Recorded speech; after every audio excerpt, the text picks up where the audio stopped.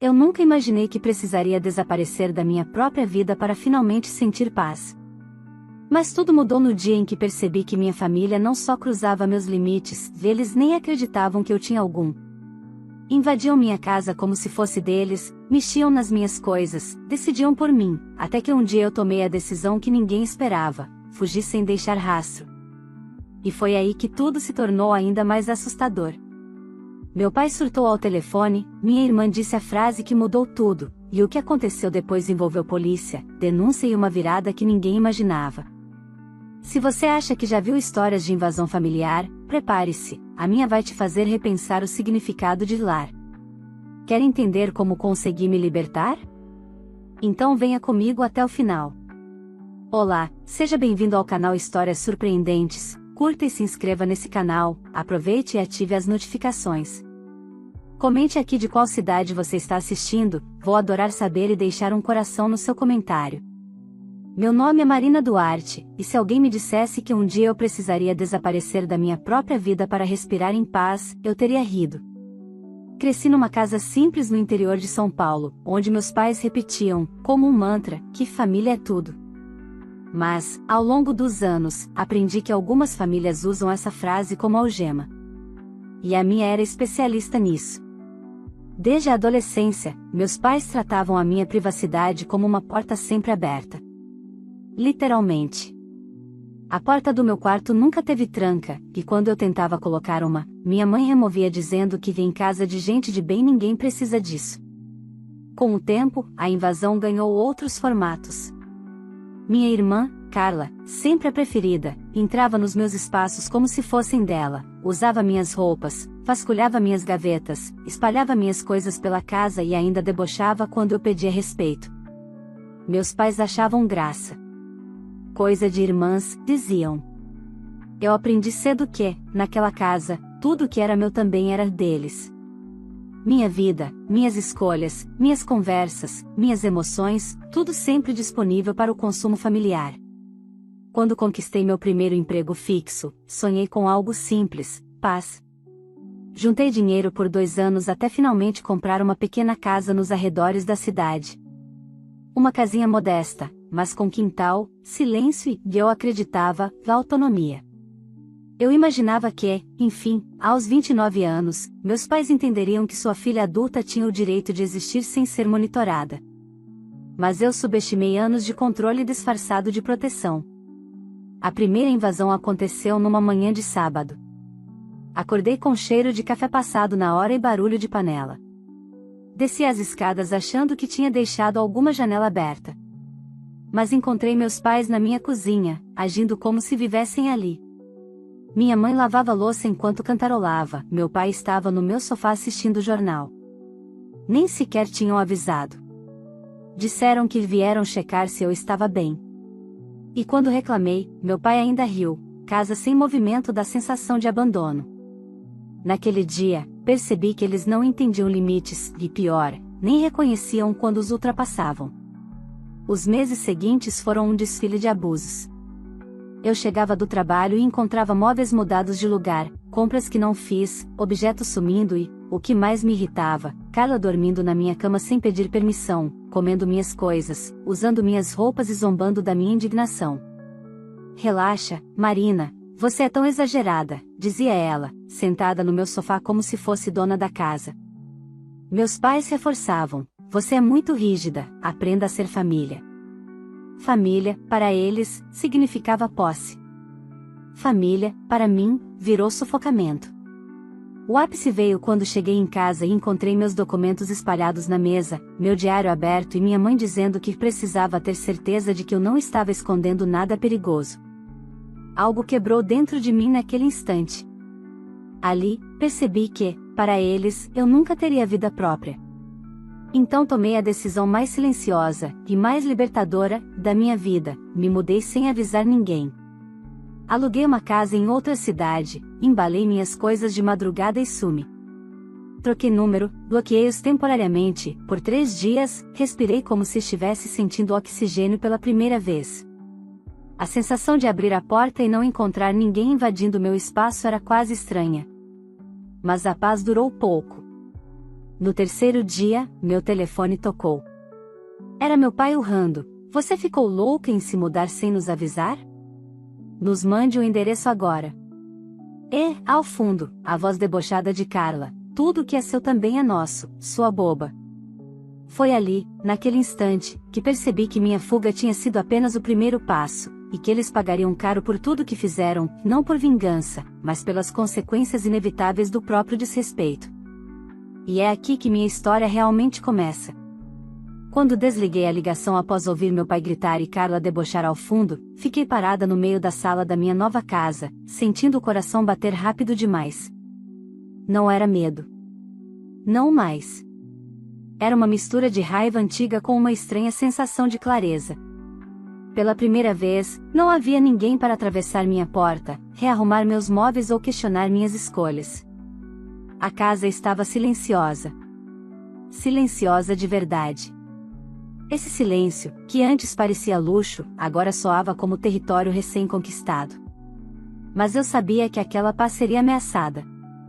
Minha família nunca aceitava um não como resposta, muito menos um limite. E sumir sem avisar, por mais que fosse legítimo, seria interpretado como afronta pessoal. Meu pai sempre repetiu que pais têm direito sobre filhos, mesmo crescidos. Minha mãe reforçava que vida adulta não significa vida separada. E Carla, bem, Carla sempre acreditou que eu existia para servi-la, para cedê-la espaço, dinheiro, paciência e atenção. Se eu recuava, ela avançava. Se eu reclamava, ela ria. Cresceu convencida de que tudo girava em torno dela. E meus pais aplaudiam. Meu erro foi acreditar que, mudando de endereço, eu também mudaria de dinâmica. Demorou pouco para perceber que o problema não era geográfico, era comportamental. Na manhã seguinte à ligação, recebi uma sequência de mensagens, algumas iradas, outras manipuladoras. "Você está nos matando de preocupação", escreveu minha mãe. "Se não responder, vou ligar para a polícia", ameaçou meu pai. E Carla, sempre ela: "Se não quer passar o endereço, tudo bem. Eu descubro. Sei procurar melhor que você acha." A tranquilidade que eu sentirá ao acordar evaporou por alguns instantes. Não porque eu tivesse medo deles me encontrarem, a nova casa ficava em um bairro distante, com segurança e câmeras, mas porque eu sabia que, para minha família, privacidade era sinônimo de rebeldia. Eles reagiriam como se eu tivesse cometido um crime. Passei a manhã tentando focar no trabalho, mas a mente voltava ao mesmo ponto: até quando eu conseguiria esconder meu novo lar? E o mais importante, por que eu ainda sentia culpa, se tudo o que eu queria era viver sem ser invadida? Por volta do meio-dia, ouvi batidas na porta. Congelada, respirei fundo. Esperei. O coração acelerou, não por medo deles terem me achado, mas porque meu corpo ainda não confiava no próprio ambiente. Por muitos anos, qualquer batida significava perda de controle. Mas, ao olhar pelo olho mágico, vi apenas o entregador com uma encomenda que eu nem lembrava de ter feito.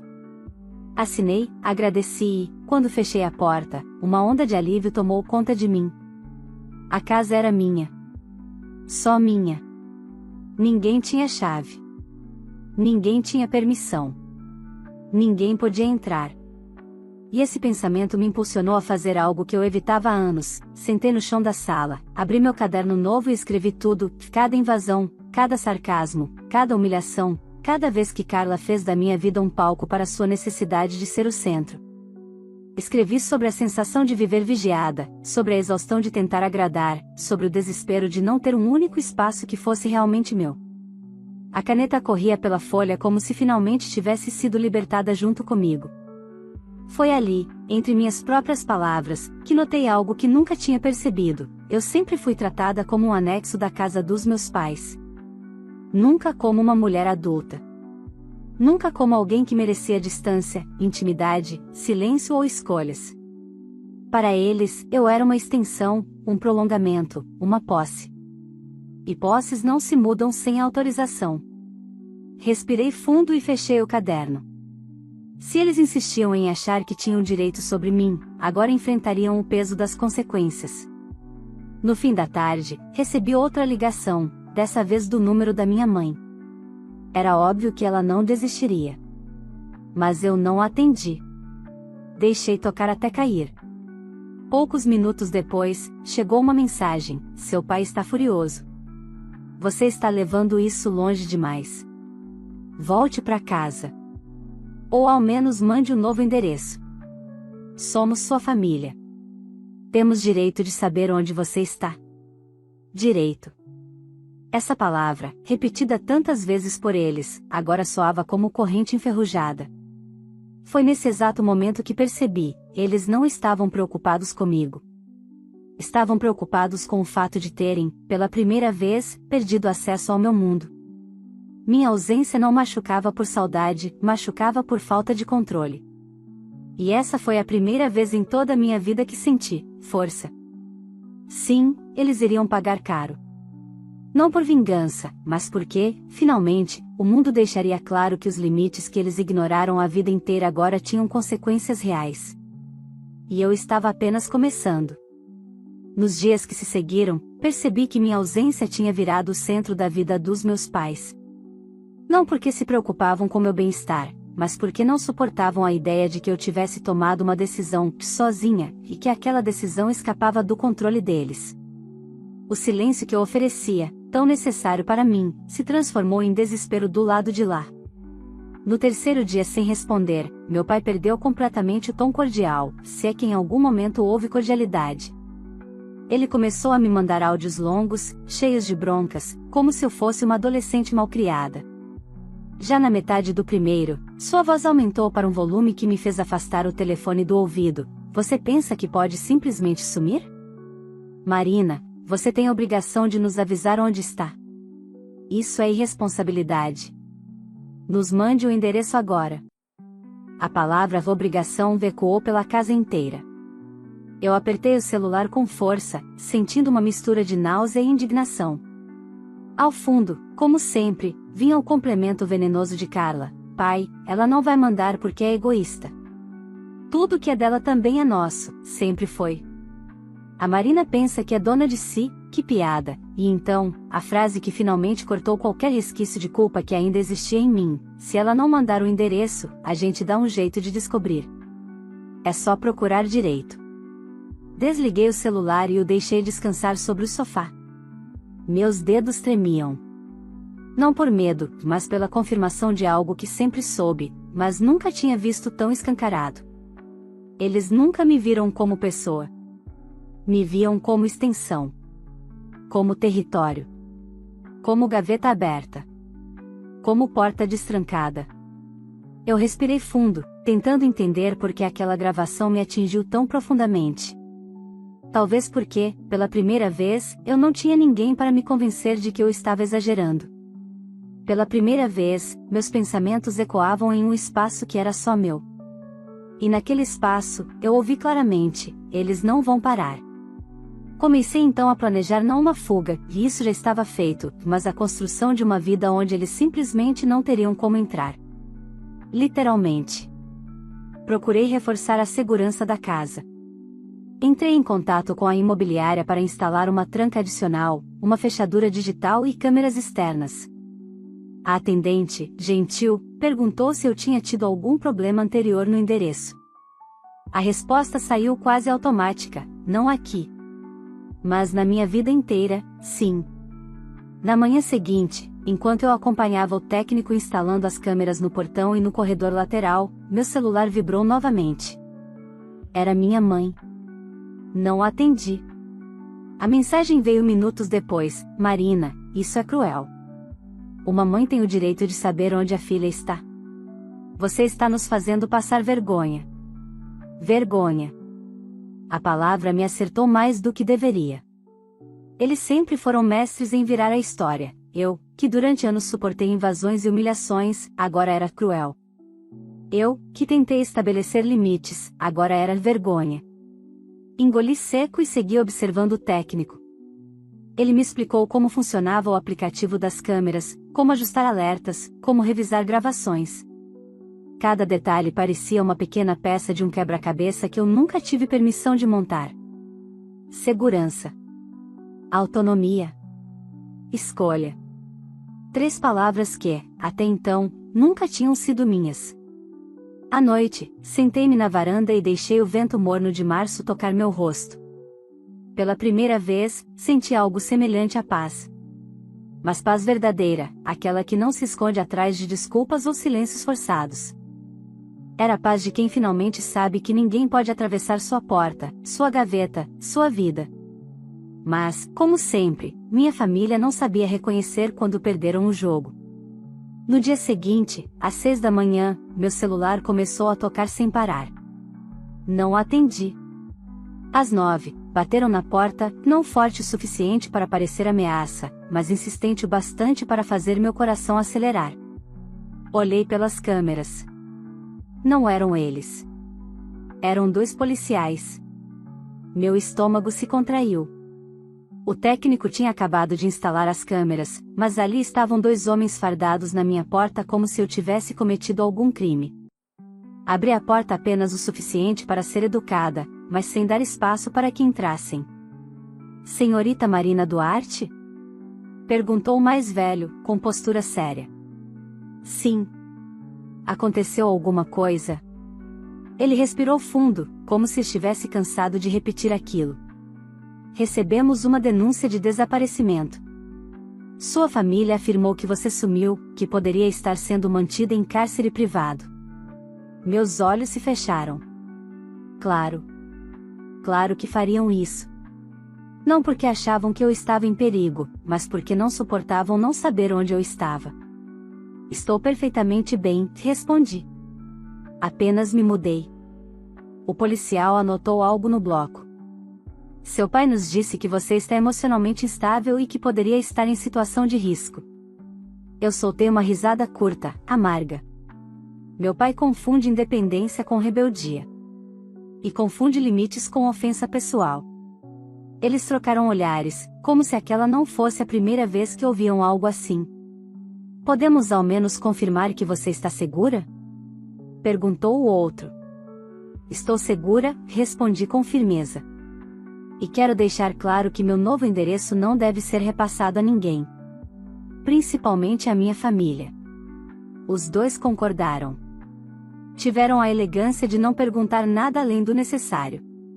Quando fecharam a porta e eu ouvi seus passos se afastando pela calçada, senti algo no peito se abrir. Não era medo. Era a percepção de que, pela primeira vez, eu tinha colocado o mundo do meu lado. Não minha família, o mundo. E isso mudaria tudo. Depois da visita inesperada dos policiais, minha casa ganhou um silêncio diferente. Não era mais o silêncio de quem se esconde, era o silêncio de quem se protege. O episódio confirmou algo que eu já imaginava: meus pais fariam qualquer coisa para recuperar o controle, inclusive me expor, me constranger e transformar minha ausência em espetáculo público. Não importava se eu estava bem. O que importava era que eu obedecesse. No mesmo dia, meus vizinhos começaram a comentar que viram pessoas desesperadas rodando a rua em busca de informações sobre mim. Segundo a dona Ivone, uma senhora que morava na esquina, uma mulher loira, certamente minha mãe, bateu na porta dela perguntando se eu havia sido vista. Meu pai, num tom ríspido, teria mostrado até uma foto minha impressa, como se eu fosse uma pessoa desaparecida. Carla, claro, estava junto, reclamando em voz alta que eu era dramática, infantil e egoísta. Meus vizinhos ficaram desconfiados. Eu apenas sorri, agradeci o aviso e garanti que estava tudo bem. Mas aquela informação pesou no meu peito. A insistência deles estava ultrapassando limites que até eu, acostumada à obsessão familiar, não imaginava. Naquela noite, revisei as gravações das câmeras pela primeira vez. O que encontrei me fez gelar. Às 7 horas da manhã daquele mesmo dia, o carro do meu pai passou devagar em frente à minha casa. O farol estava ligado, embora fosse plena luz do dia. Ele reduziu a velocidade, encarou o portão e acelerou de novo. Às 13 horas, minha mãe apareceu sozinha, andando pela calçada como se estivesse numa investigação particular. Ela chegou a se aproximar da cerca, colocou as mãos no arame, inclinou o corpo e observou a janela da sala. Depois, tirou algo do bolso, parecia um papel dobrado, e o prendeu discretamente entre as frestas do portão. Mas o pior veio às 18 horas, quando o carro de Carla apareceu. Ela não só parou diante da minha casa como desceu inquieta, olhando para os lados. Em seguida, aproximou-se do portão e tentou empurrá-lo, como se acreditasse que, por algum milagre, ele se abriria.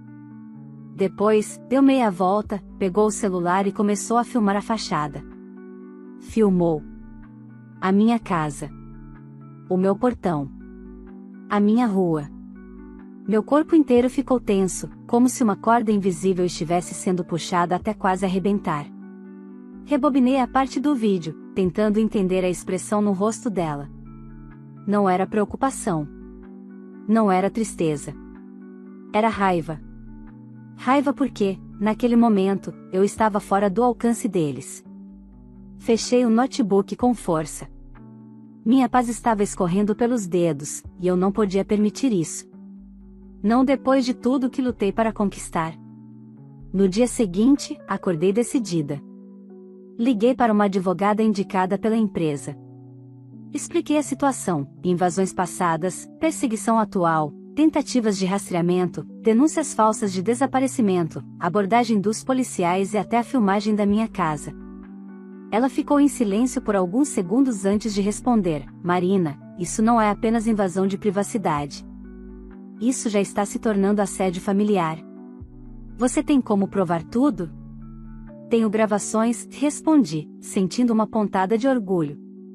Câmeras, prints de mensagens, áudios, registro das ligações, tudo.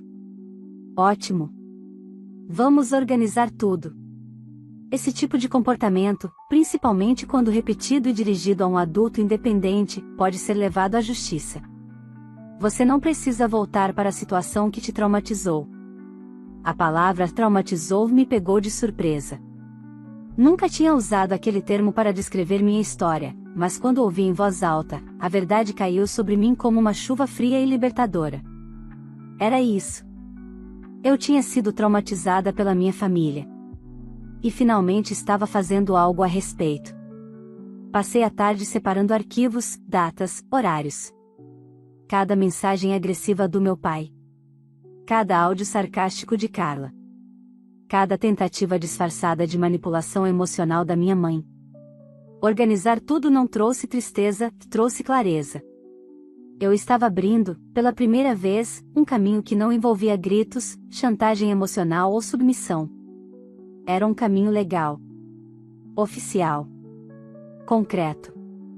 À noite, quando já estava me preparando para dormir, meu celular vibrou. Um número desconhecido. Eu quase ignorei, mas atendi. Alô? Marina? Era a voz de um homem. Aqui é o delegado Oliveira. Preciso falar com você sobre a ocorrência registrada por seus pais. Meu estômago afundou. O que houve agora? Eles voltaram à delegacia alegando que você está sendo coagida por alguém e que está impedida de sair de casa. Querem abrir um boletim por cárcere privado. Eu quase ri. Quase. Doutor, eu estou em casa. Livre. Trabalhando. Dormindo. Vivendo. Meu problema é exatamente o contrário. Eu imagino, disse ele, suspirando. A verdade é que já percebemos que a situação tem outra natureza, mas precisamos ouvir você oficialmente. Pode vir amanhã? Confirmei. Desliguei o telefone e fiquei olhando para o nada por alguns segundos. A coragem que estava construindo começou a se firmar como concreto. Não havia mais medo. Não havia mais hesitação.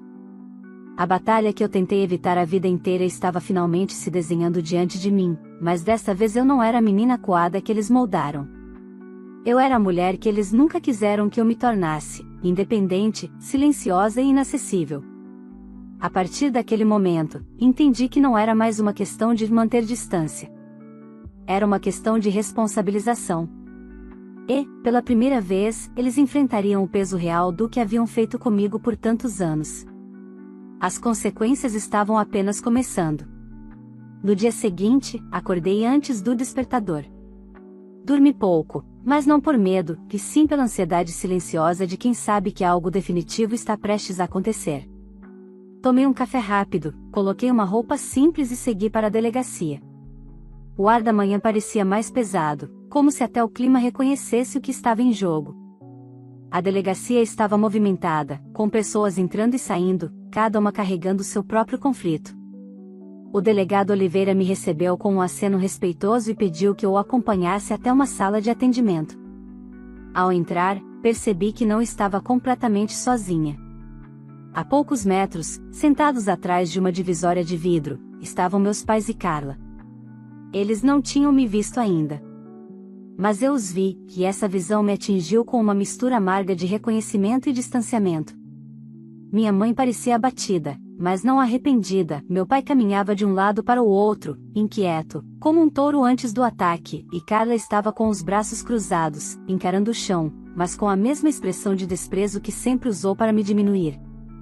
O delegado percebeu meu olhar e falou baixinho, sem me encarar: "Não se preocupe. Eles vão ser atendidos separadamente. Você fala comigo primeiro." Concordei. Sentamos. Ele abriu uma pasta com o registro deles. "Marina, antes de tudo, preciso esclarecer: seus pais não têm nenhum direito legal sobre você. Você é maior de idade, independente, dona da própria vida. Eles não podem exigir saber onde você mora, muito menos alegar desaparecimento quando você claramente não está desaparecida." Respirei fundo. Eu sei. Só que eles nunca aceitaram isso. Ele inclinou o corpo para trás, cruzando os braços. "O que eles alegam aqui é grave. Mas também é contraditório. Primeiro, disseram que você sumiu. Depois, que você está presa. E agora afirmam que você está sendo coagida. Quando pedimos provas, não tinham nada. Apenas suposições. Eles não conseguem tolerar a ideia de que eu escolhi me afastar", respondi. Para eles, minha autonomia sempre foi um insulto. O delegado deu um leve sorriso cansado. "Olha, Marina, isso acontece mais do que você imagina. Mas existe uma linha entre preocupação e controle abusivo, e pelo que você me mostrou ontem, sua família ultrapassou essa linha há anos." Senti um peso se dissolver em mim. Não o peso da culpa, mas o peso da invalidação. Pela primeira vez, alguém de fora confirmava o que eu dizia desde criança. "Eu tenho provas", respondi. "Todas organizadas. Mensagens, áudios, vídeos, registros. Inclusive filmagens recentes deles rondando minha casa." Ele arqueou as sobrancelhas, surpreso. "Isso reforça sua denúncia. Podemos registrar como assédio persistente, tentativa de invasão e comunicação falsa de crime. Mas antes preciso entender: você quer seguir adiante? Porque, se quiser, isso pode gerar consequências reais para eles." A pergunta pairou no ar como uma porta recém-aberta. Eu pensei. Pensei em todas as noites em que minha mãe entrou no meu quarto sem bater. Pensei nas vezes em que meu pai revirou minhas coisas dizendo que era para meu bem. Pensei em Carla rindo de mim, usando minhas roupas, invadindo minha casa, me chamando de exagerada por querer um espaço só meu. Pensei nas mensagens, nas ameaças veladas, nos gritos do telefonema exigindo meu endereço. Pensei em todo o desdém, toda a manipulação, toda a falta de humanidade. E então, lembrei de algo que minha terapeuta disse uma vez: quando você não reage à violência emocional, quem te violenta acredita que está autorizado a continuar. Levantei o olhar, firme. Quero seguir adiante. Ele concordou. Então vamos registrar tudo formalmente. Passamos quase 2 horas preenchendo documentos, anexando provas, descrevendo situações. O processo era longo, mas cada página preenchida parecia apagar um pouco da história que eles tentaram escrever por mim. Quando terminamos, o delegado pediu que eu aguardasse do lado de fora enquanto chamava minha família para uma conversa formal. Fui para o corredor e sentei numa cadeira de plástico. Minhas mãos estavam frias, mas meu coração não tremia. Eu sabia que, do outro lado da parede, eles seriam confrontados, talvez pela primeira vez, com as consequências do próprio comportamento. Depois de alguns minutos, ouvi vozes elevadas vindas da sala. Reconheci o grito do meu pai, a choradeira dramática da minha mãe, o deboche irritado de Carla. Eles jamais imaginariam que a situação chegaria àquele ponto. Para eles, limites eram sempre sugestões, nunca regras. De repente, a porta se abriu. Meu pai saiu primeiro, vermelho de raiva, os punhos cerrados, murmurando: absurdo, total absurdo. Minha mãe veio atrás, enxugando lágrimas que eu sabia que não eram de arrependimento, mas de indignação. Para ela, sofrer consequências era sempre injusto, não importava o que tivesse feito. Carla passou por mim com um olhar que tentou ser superior, mas escorregava em insegurança. Você é ridícula, sussurrou. Não sabe brincar de família. Respirei fundo, olhando firme para ela. Eu não estou brincando. Vocês é que confundiram minha vida com um jogo. Ela revirou os olhos e acelerou o passo. Quando finalmente saíram do prédio, o delegado voltou até mim. Eles foram notificados sobre as medidas. Estão proibidos de rondar sua casa, entrar em contato insistente, espalhar informações falsas ou tentar descobrir seu endereço. Se fizerem qualquer coisa, você me liga. Qualquer coisa. Concordei. Um alívio profundo, quase inédito, percorreu meu corpo. Obrigada, de verdade. Ele sorriu. Não precisa agradecer. Você só está pedindo o mínimo que qualquer adulto merece: paz. Enquanto saía da delegacia, senti o sol bater no rosto com uma suavidade que eu havia esquecido que existia. Meu corpo estava cansado, mas minha mente estava leve. Havia muito a ser vivido ainda, mas pela primeira vez em muitos anos, o caminho à minha frente parecia meu. Totalmente meu. E, no fundo, eu sabia que aquilo era apenas o começo da verdadeira libertação. Os dias que se seguiram ao registro da denúncia foram estranhamente silenciosos. Não havia mais ligações incessantes, mensagens agressivas ou tentativas de chantagem emocional. Meus pais e Carla tinham finalmente encontrado algo mais forte do que a necessidade de me controlar: o medo das consequências. Pela primeira vez em anos, senti que minha vida tinha espaço suficiente para crescer sem a sombra deles se projetando sobre cada decisão. No começo, confesso que o silêncio me assustou. Minha mente, treinada por anos de vigilância familiar, esperava a qualquer momento a explosão, a cobrança, a manipulação. Mas ela não veio. E foi justamente a ausência do caos que me fez perceber o quanto eu havia normalizado viver em alerta. Comecei a acordar mais leve. Passei a caminhar pelo quintal sem olhar por cima do ombro. Deixei de checar as câmeras compulsivamente. Aos poucos, minha rotina foi preenchida por coisas simples: um café recém-passado, um livro aberto no sofá, o som distante da cidade ao entardecer. Coisas que sempre existiram, mas que eu nunca tinha conseguido sentir de verdade. Com o tempo, outras partes da minha vida começaram a florescer. No trabalho, meu desempenho melhorou tanto que meu chefe me chamou para conversar, curioso com a transformação. Disse que eu parecia mais concentrada, mais assertiva, mais presente. Sorrindo, respondi apenas que alguns pesos finalmente tinham sido colocados no lugar que mereciam. Ele não precisava saber mais do que isso. Em uma tarde tranquila, recebi a ligação da minha advogada. Ela me disse que o processo estava em andamento, e que os depoimentos colhidos mostravam um padrão de comportamento que poderia, sim, resultar em medidas protetivas mais severas caso minha família voltasse a ultrapassar qualquer limite. Suas palavras, longe de me deixarem tensa, trouxeram um tipo diferente de conforto. Pela primeira vez, havia alguém que reconhecia oficialmente meus limites. E é estranho como a vida, quando finalmente fica silenciosa, nos obriga a encarar o que sempre evitamos. Eu precisei aprender a conviver com uma solidão que não era vazia, mas reparadora.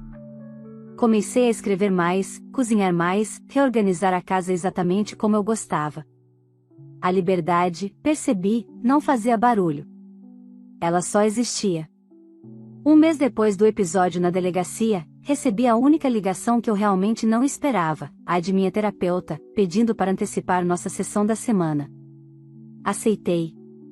Quando cheguei lá, ela me recebeu com o olhar calmo de sempre, mas notou meu semblante mais descansado.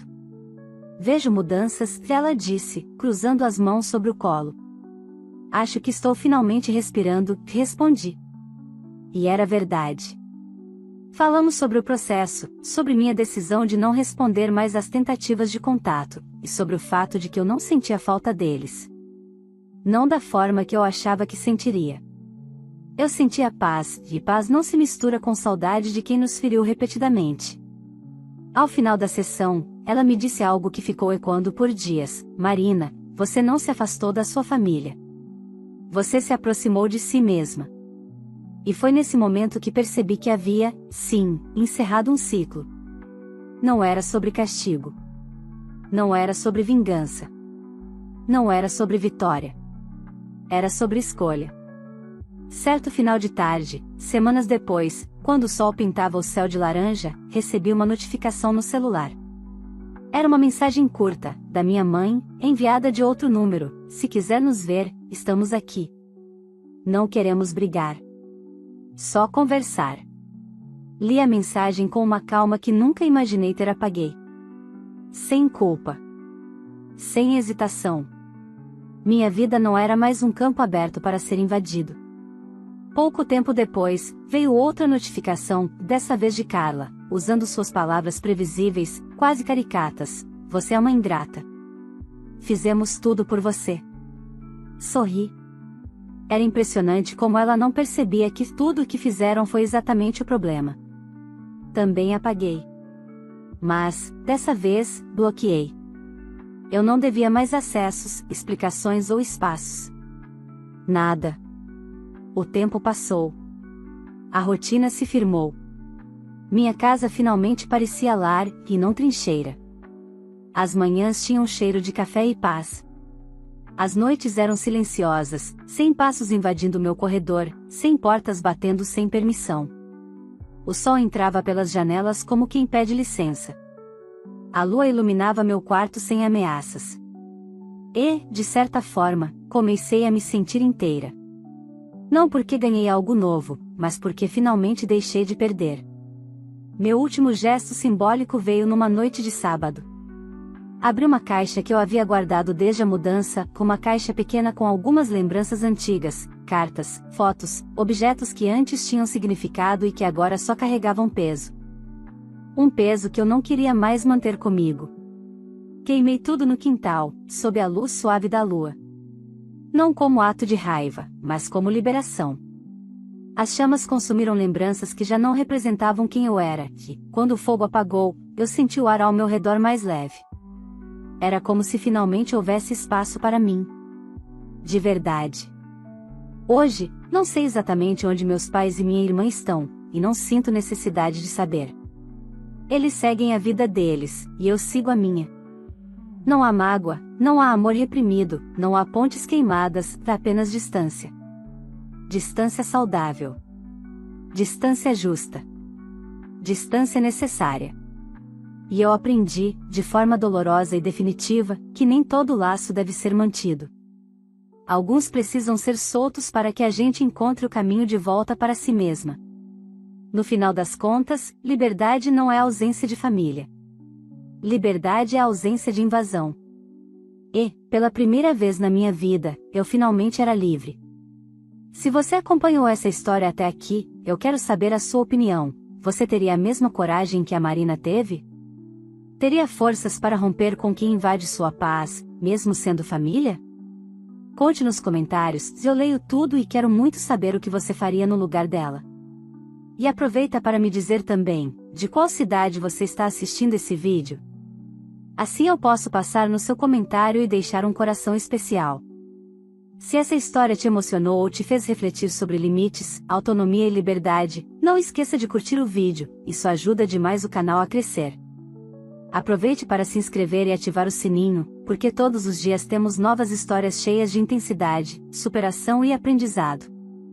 E claro, compartilhe esse vídeo com alguém que você acha que precisa ouvir essa mensagem de força e coragem. Muito obrigada por estar aqui, e até a próxima história.